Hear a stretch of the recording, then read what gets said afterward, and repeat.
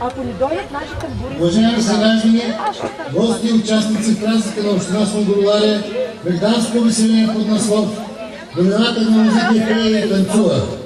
Желавам все така да възраждат традициите и да носят живия български дух в сърцата си. Със специална благодарност се обръщам към гостите от Република Турция, община Визе, които ще вземат участие в нашия празник. Надявам се, че с тези участия и приятелски отношения ще станат традиция, която ще поддържаме и занапред.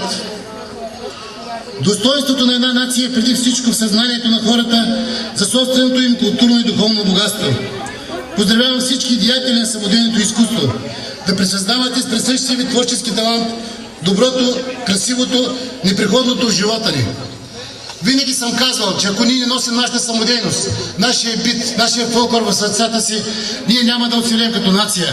Всичко това е очароващо. Тия прекрасни млади хора, които са събрали днес тук, ни връщат към любовта, към родния край, към бащината къща. Още веднъж се преклоним пред вашия талант, мили самодейци.